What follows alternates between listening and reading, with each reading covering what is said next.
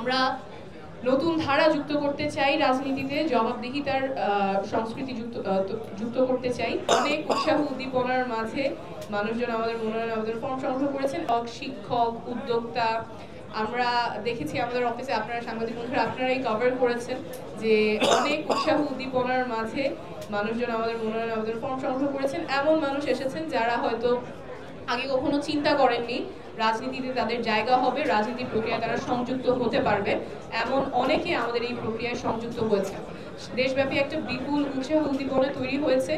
সেই ধারাবাহিকতায় আমরা আজকে আমাদের যারা মনোনয়ন আবেদন প্রত্যাশী, যারা ফর্মগুলো তুলেছেন, তাদের বাছাই প্রক্রিয়া শুরু করেছি। তাদের সাথে আমাদের যে 10 জন বিভাগীয় সম্পাদক আছেন, তার সাথে 10টা টিম 10 বিভাগ থেকে আজকে থেকে আবু সাইদ কনভেনশন হলে মতবিনিময় শুরু করেছেন। আজকে কালকে দিনব্যাপী মতবিনিময় চলবে।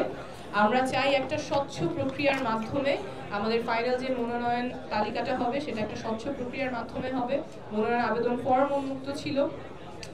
আমরা 1484 প্রায় 1500-এর কাছাকাছি ফর্ম বিতরণ করেছি, এখনো অনেকে করতে চাচ্ছেন।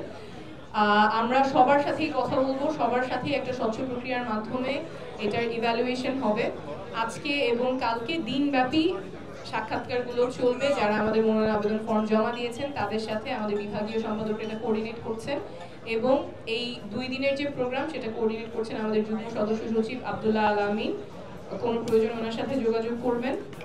আমরা নতুন ধারা যুক্ত করতে চাই রাজনীতিতে, জবাবদিহিতার সংস্কৃতি যুক্ত করতে চাই, এবং জবাবদিহিতার সংস্কৃতি তৈরি করার একটা গুরুত্বপূর্ণ ধাপ হলো এমন মানুষকে রাজনীতিতে নিয়ে আসা যারা জবাবদিহিতার রাজনীতিটা করবেন, পুরানো রাজনীতি করবেন না। সেই প্রক্রিয়ায় আমরা আছি, আশা করছি পুরো বাংলাদেশ আমাদের সাথে থাকবে। ধন্যবাদ।